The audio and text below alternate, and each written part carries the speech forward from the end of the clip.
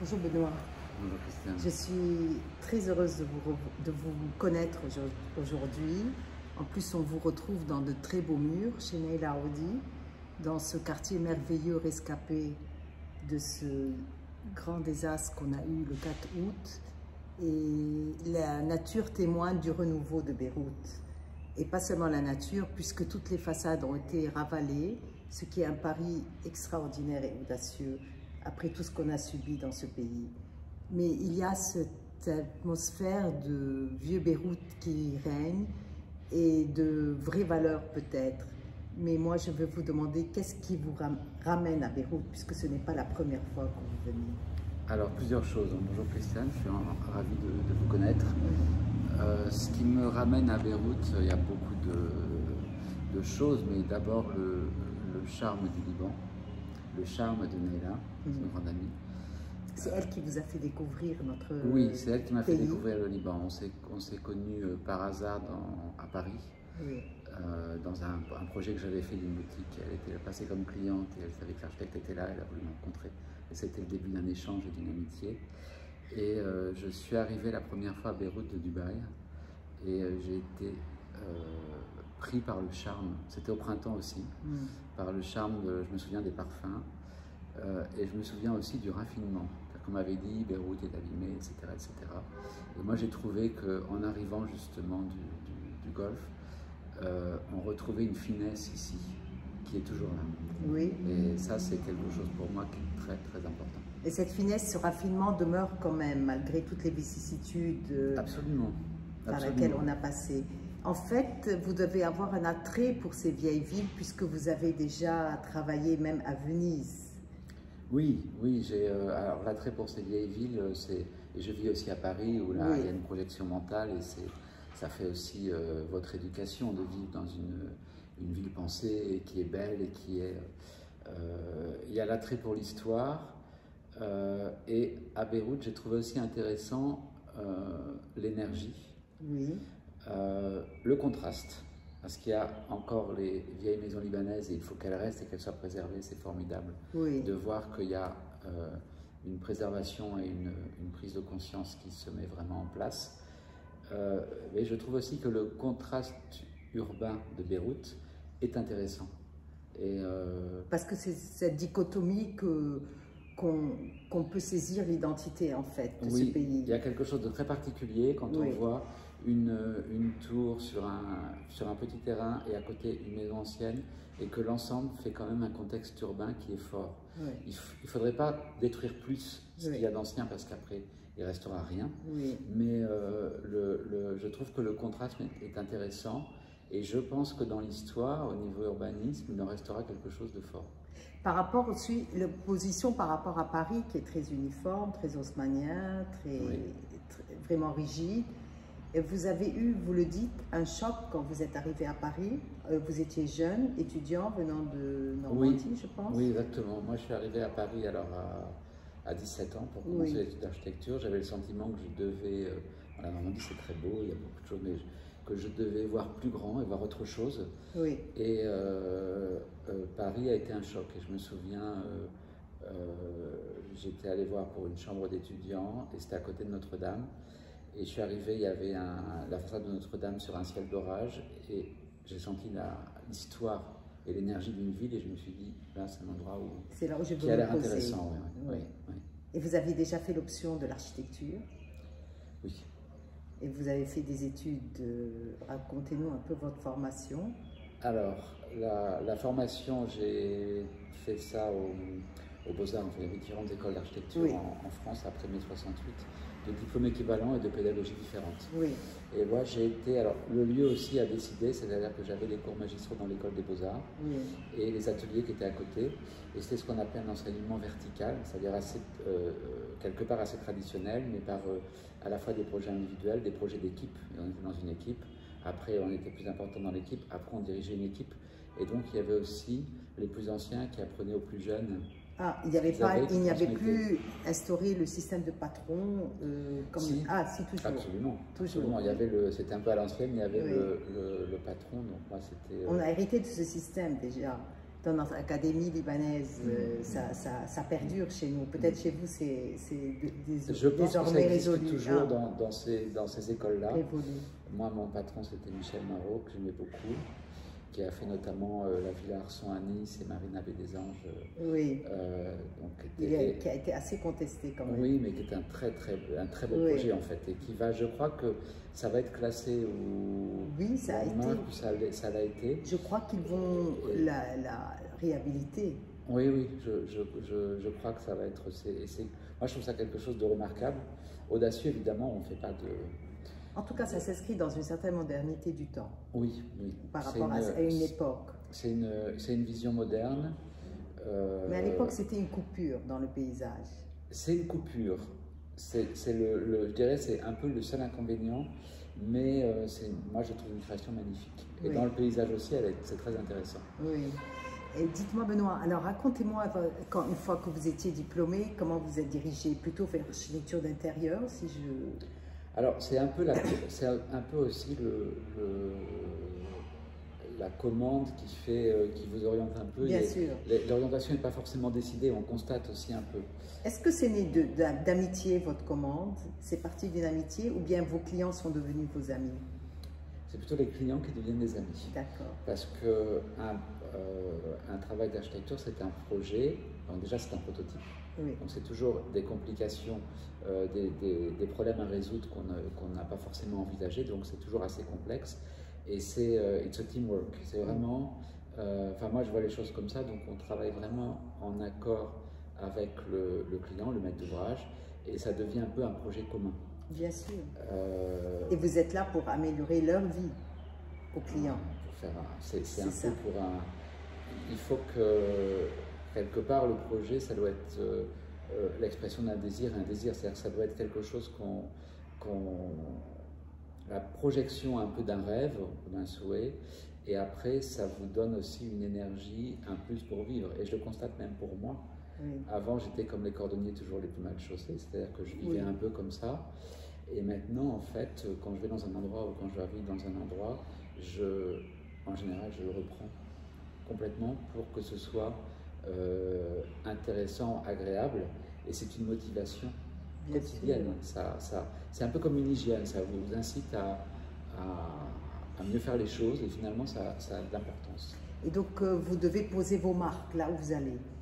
Oui. Que ça soit quelque chose, un reflet de votre personnalité. En quelque sorte, c'est alors, par exemple, quand il y a un contexte, j'essaye de respecter et de m'appuyer sur le contexte et de l'affirmer, de ne pas du tout détruire les choses, mais par contre, d'aller plus loin. Et c'est sûrement une façon aussi de poser ses marques et de montrer sa présence, mais c'est parce que c'est aussi plus intéressant comme ça de pousser un peu les choses. Et dites-moi Benoît, en fait, un de vos projets les plus remarquables, c'est votre chez-soi que vous avez du côté du 19e. Vous êtes à Paris, de quel côté? Alors, dans le 9e. Dans le 9e, oui. Mais j'ai déménagé depuis, mais j'ai refait autre chose ailleurs. Oui, mais alors, je remonte l'histoire, c'était un appartement que vous aviez fait à une personnalité de la mode. Alors, en fait, c'est un appartement que j'ai repris pour l'associé de Christian Louboutin, Christian Habité, voilà, et qui m'avait proposé après, lui, son associé a racheté quelque chose à côté, et il m'a proposé, et j'ai dit non, il m'a reproposé, finalement, j'ai accepté de le louer, et après je l'ai retravaillé encore un peu. Oui. Voilà, donc c'est un peu comme ça. Et donc, voilà. dans cet appartement, il y a un peu votre touche, et elle est très influencée par le courant moderniste. Vous avez des aplats de rouge, de couleurs primaires, vous avez des... Là, il faut revenir au début de l'histoire. J'ai un père qui était architecte. Et donc, j'ai grandi dans une maison des années 70, contemporaine, avec des meubles de Jacobsen, des lampes de Serge Mouille, des choses comme ça. Donc, c'était déjà quelque chose d'assez particulier dans un milieu, on va dire, provincial. Donc mon éducation a été faite aussi dans une maison naturellement sans toit, maison avec toit terrasse, entièrement vitrée. Et quand je suis arrivé en école d'architecture, j'ai eu quelques exercices où je devais travailler des toits et j'ai eu beaucoup de mal à commencer à dessiner un toit. Vos références étaient ailleurs. Pour moi, enfant, la maison, la référence parfaite, c'était la Glass House de Philip Johnson, mais quand j'avais 10 ans, quoi, pour moi, c'était ça la référence. Donc c'est des références quand même très modernes. et je le revendique. Là, je suis en train de travailler notamment un projet pour une cliente importante et je vais bien expliquer que s'il y a des choses, des endroits, il y a des matières, par exemple, il y a un projet d'une salle de bain en quartzite et en inox, et je veux qu'il y ait aussi l'hommage à l'industrie, même si d'un côté on exprime la matière. Actuellement, la mode est beaucoup à la matière et à l'artisanat, entre guillemets, et je trouve qu'il y a aussi une grande beauté dans l'industrie. Et qu'il faut, et je pense qu'on va y revenir aussi. Je vois. Voilà. Ouais. Et racontez-nous donc, puisqu'on était dans cet appartement, on le dit, vous avez même des meubles de collection, Alvar Aalto, vous avez Le Corbusier, Charlotte Perriand. Vous faites ça en collecte, ce sont vos propres pérégrinations dans les puces. Oui, absolument, c'est les propres pérégrinations. Il y a par exemple des meubles aussi, il y a les sièges Concorde de Pierre Paulin qu'il avait fait pour la Salvation du Concorde. J'en avais vu et donc j'avais été les voir dans le nord de la France. Le tissu en fait ne me plaisait pas, donc je suis rentré un peu dépité à Paris et finalement par hasard le lendemain j'ai trouvé quelqu'un tout proche qui en avait et j'en ai fait l'acquisition. Oui, c'est un peu des pérégrinations, des choses et des fois c'est simplement parce que vous voyez quelque chose que vous trouvez intéressant ou exceptionnel pour vous, donc du coup vous en faites l'acquisition et vous trouvez son utilisation ou son emplacement. Oui, c'est vrai. Ou pas. Bon, c'est l'objet avant l'usage. Oui, alors il y a pour des clients aussi à chercher l'objet pour un usage, mais c'est vrai que si on a un peu de temps, c'est bien parce qu'on peut trouver quelque chose qui vraiment a un côté idéal. Et vos intérieurs sont vraiment influencés par l'art contemporain. Et je sais que vous avez une collaboratrice avec qui vous faites des projets, qui elle est dans l'art contemporain. Je fais des projets avec donc Cathy Vedovi, dans le cadre de Dupuis Vedovi, et Cathy au départ est une collectionneuse, donc elle a un œil très averti sur l'art contemporain, et donc on collabore. Par exemple, on a fait un appartement à Paris dans les immeubles Walter, qui sont des immeubles années 30. Donc moi j'ai fait une architecture qui s'inspirait vraiment de l'architecture des immeubles, donc de dégager les espaces, de recréer des perspectives, d'avoir une esthétique assez stricte, assez 30, sachant qu'après Cathy allait venir avec une expression, on va dire, un peu plus baroque, beaucoup plus, mobilier chiné ou acheté dans les ventes, des choses comme ça, et avec évidemment l'appui et le développement de l'art contemporain. Donc à ce moment-là, ça fait une alchimie qui peut être On parle de l'appartement qui contient des grands maîtres comme l'étoile de Murakami. Oui, là le client avait dit voilà, qu'il y avait des tableaux qui pouvaient bouger parce qu'il en achète énormément, mais notamment il y avait des panneaux de Takashi Murakami avec on avait à peu près 17 mètres linéaires qui pouvaient être divisés en 3. Vous les avez mis dans 3 lieux différents. Le plus grand c'était 7 mètres, entre 7 et 8 mètres de longueur. Après, il y avait une continuité à 4,50 m. Donc, en cherchant à développer les perspectives, j'ai essayé aussi d'intégrer ces œuvres, sachant que c'est un appartement magnifique, mais qui n'a pas des vues magnifiques, et que ça a permis de recréer comme un paysage. C'est ça, intérieur.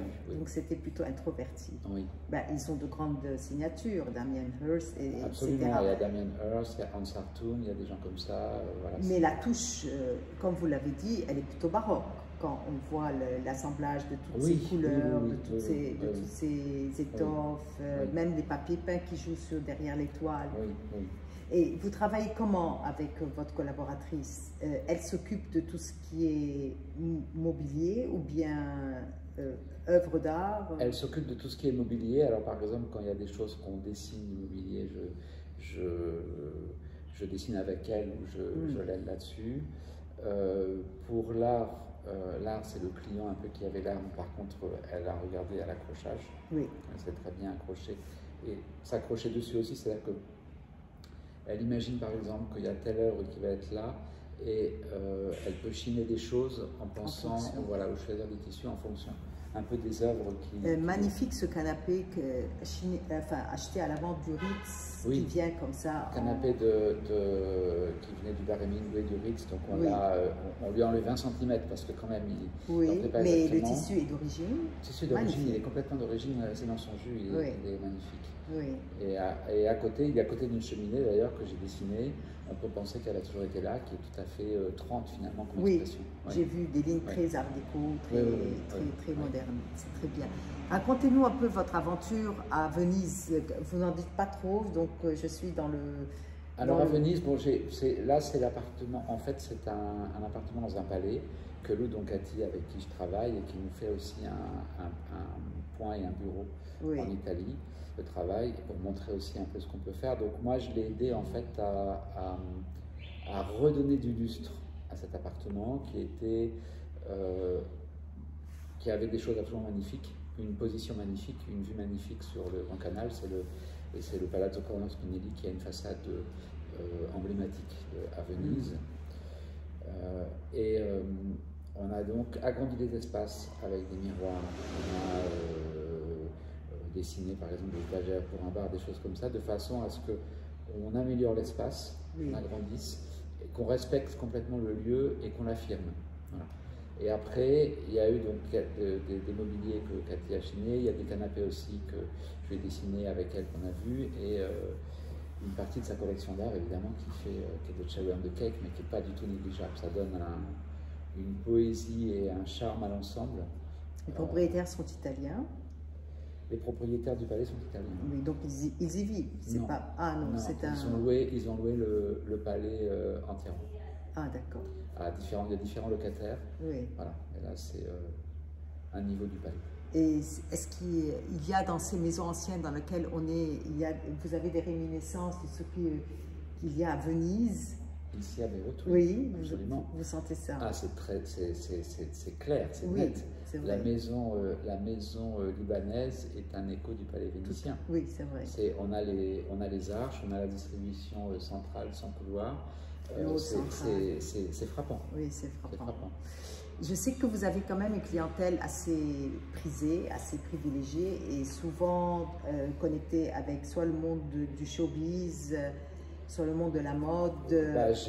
Comment on gère ces personnes? Elles sont gérables, comme, entre guillemets Alors, c'est un peu oui, si vous voulez, c'est pas parce qu'une personne est célèbre ou riche qu'elle va être forcément différente. Après, il faut gagner la confiance. Oui. Il faut gagner la confiance et il faut aussi donc, que le client soit un peu disponible, tout ça. Mais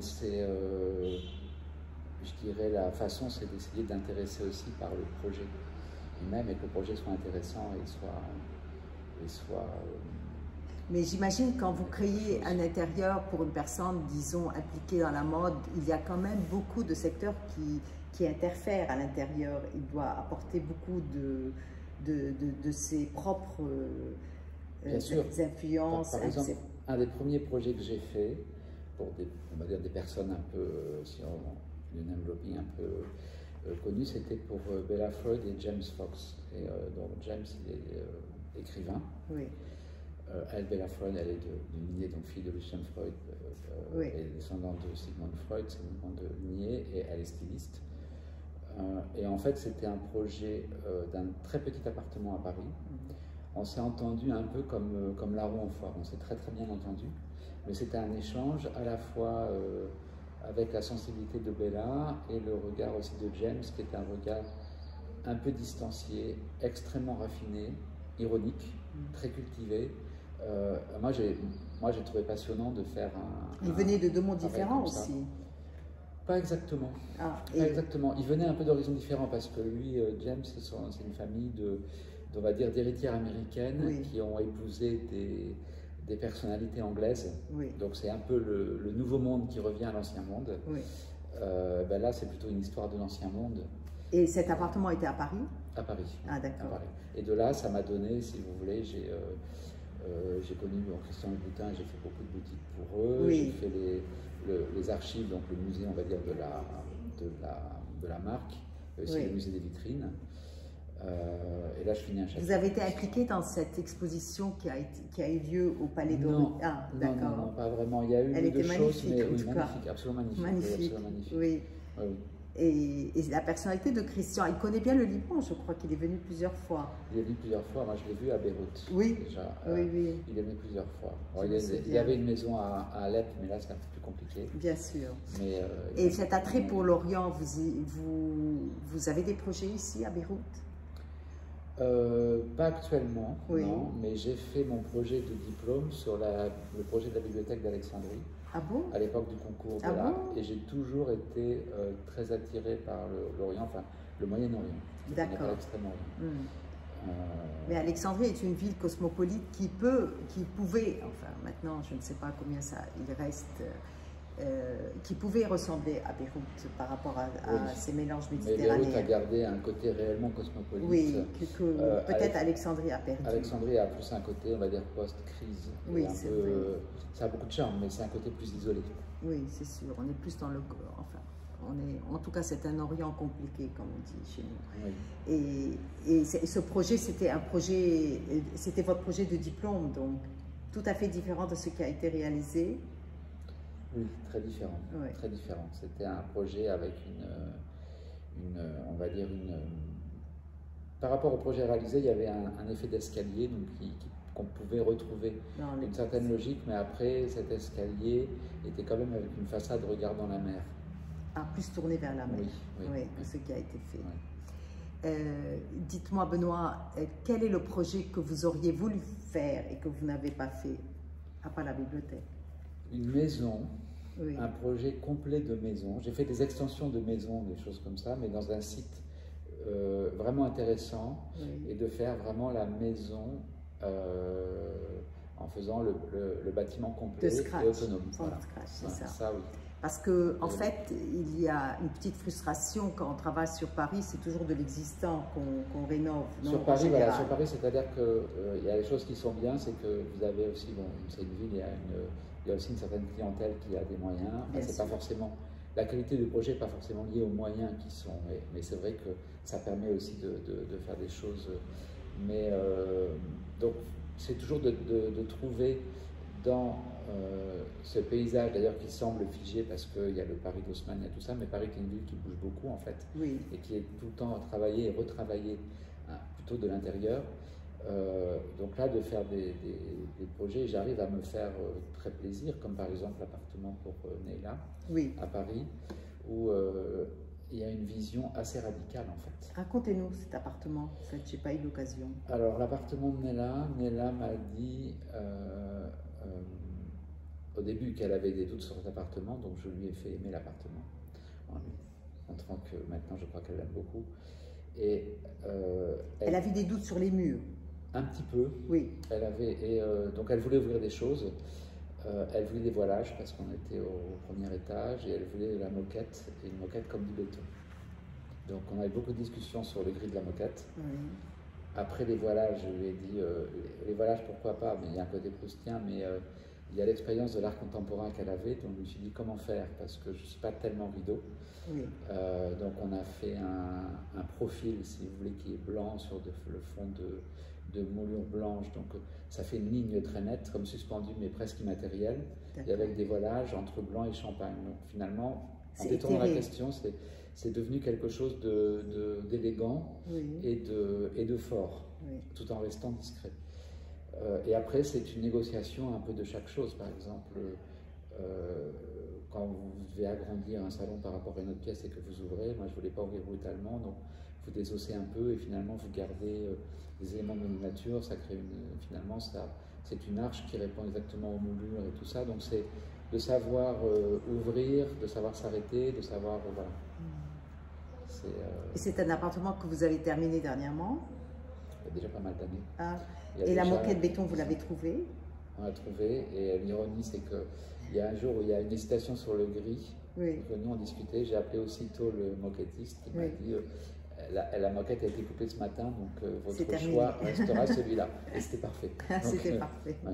Il y a des choix qui sont de l'impondérable. Mais là où j'en suis très heureux, et je crois Neila aussi, c'est que cet appartement paraît encore plus beau maintenant. Parce qu'il vieillit bien. Donc finalement, les choix, les choses Mais je crois que c'est le plus précieux que l'appartement vieillisse bien. Parce qu'il y a des fois des appartements en galerie, les gens le trouvent insupportable au bout de quelques années. C'est ce que je dis aux clients, je leur dis, on construit quand même pour un certain temps. Et je ne voudrais pas que ce qu'on ait fait soit marqué par exemple. Voilà, c'est exactement, voilà, ça c'est 2020 typiquement. Et en 2030, on n'en sera lassé. Ouais. Donc il faut faire attention à ça. C'est vrai ça. Et je crois que c'est l'apport aussi du client, combien il peut contribuer à, à son univers pour que justement ça perdure au-delà d'une décennie. Oui, absolument. Oui. Vous avez envie de nous raconter quelque chose par rapport à Beyrouth, bien sûr, aux gens que vous avez rencontrés et peut-être aux jeunes, un petit message qui ont été lourdement éprouvés depuis, ballottés aussi entre leur pays et l'étranger. Alors je comprends qu'on puisse être traumatisé, je sais que la situation peut être très difficile, et pour les jeunes, et j'en connais plusieurs très talentueux et dont certains ont émigré en quelque sorte. Moi je pensais retrouver Beyrouth assez déprimé. Oui. Alors c'est vrai que j'arrive après, il y a déjà des reconstructions qui ont été faites, je n'étais pas venu depuis l'explosion. Oui, bien sûr. Donc il y a beaucoup de choses qui ont été reprises. Moi je sens quand même la douceur de vivre, la qualité et la vie aussi en commun. Je trouve qu'au Liban, on sait vivre ensemble. C'est vrai. Et que ça, c'est exceptionnel. C'est vrai qu'ils n'ont pas pu couper ce sentiment. Et quand on a reconstruit Beyrouth après donc, ce drame, c'est ensemble qu'ils l'ont reconstruit. Ce n'est pas parce que c'est un quartier pour une certaine communauté qui a été reconstruit. Tout le monde a mis la main à la pâte.